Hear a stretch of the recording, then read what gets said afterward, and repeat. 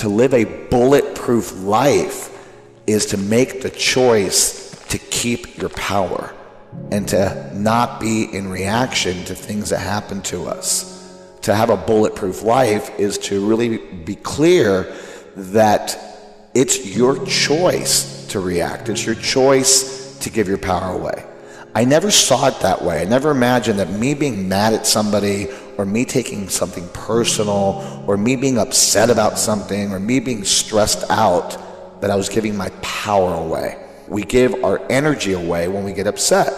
And by learning some strategies to not give your energy away and keeping your power, then you're empowered.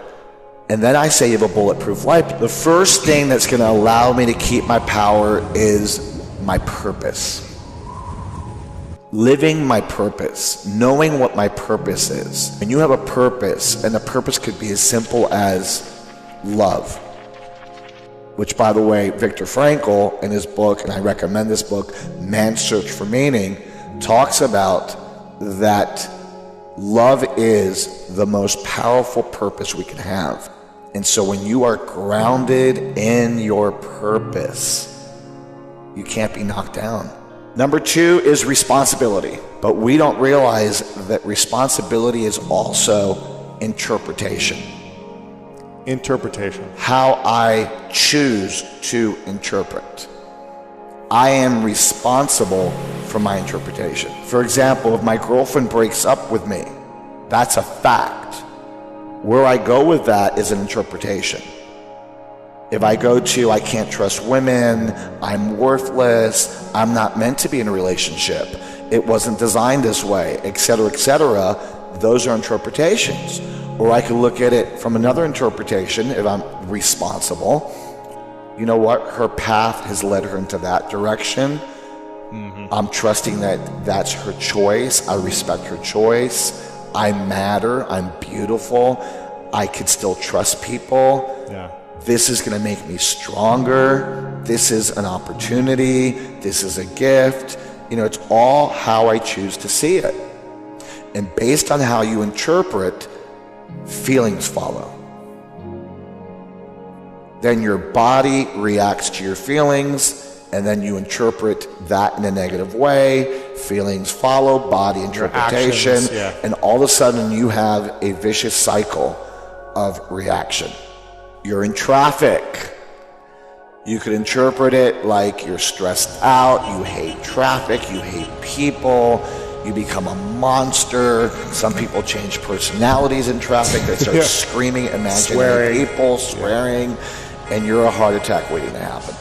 Because by reacting, what do? Give my power away, which takes me away from a bulletproof life. So when you take responsibility for how you interpret something and how you choose to see something, that shifts your energy, that shifts your joy, that shifts how you approach things. Number 3, trust the process. What you're going through is temporary, and that what's permanent is how you feel. What's permanent is your attitude. Even if it never changes, even if your health never changes, you could still be joyful. You could still be happy. You could still be blessed. And you have more of a probability of it shifting by shifting your attitude and by trusting the process. Because when you don't trust something, you resist it. And when you resist something, we talked about in the resistance episode, you give it the power, you give it the energy. You're giving energy to a negative situation. Fear is the expectation that the worst is going to happen. Faith is the knowing that everything is going to work out. Number 4 is confront whatever is stopping you from a bulletproof life. Don't avoid it. Don't be afraid to confront something. Confront means have the conversation you need to have. Whether it's with yourself, with your spouse, with the people around you, be willing to tell the truth. When you don't tell the truth, you're in resistance, you're choosing a negative interpretation, and you're not applying the prior principles. And one way to do that tangible, look at your results. Look at your financial results. Results don't lie. Results don't lie. Look at the results you have in your friendships, in your relationship, the results with your health, your weight, your body, financial. Take inventory. And one way to take inventory, very simple. On a scale of 1 to 10, where's my health? Step 5 is integrity. We take our foot off the gas in keeping our agreements, keeping our word, keeping our promises. And the biggest thing I've noticed is that the more power people have, the more excuses and the more justifications they have to not honor their word. Integrity is about being whole and complete. It's about being one with what I communicate, what I do, and what I create. Step 6. It's expand your comfort zone. Challenging my limiting beliefs. Challenging I can't do that. I could never do that. That's too big for me. And there's something I read years ago from a friend of mine named Maria Marin, who's a Latina superstar.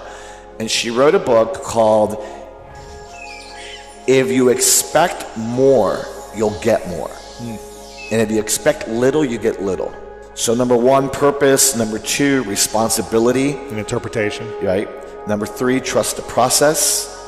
Number 4, confront. Number 5, integrity. Number 6, expand your comfort zone. And number 7, enthusiasm. Live life with passion and enthusiasm, and put passion into everything that you do. Enthusiasm in the breakdowns, enthusiasm in the breakthroughs, enthusiasm in everything that you do. And that enthusiasm is infectious, and that's contagious, and people want to be a part of it. I think that the first thing that goes out the window when we're in a breakdown or in a situation is our enthusiasm. Because our fear kicks in, and we start having dark conversations.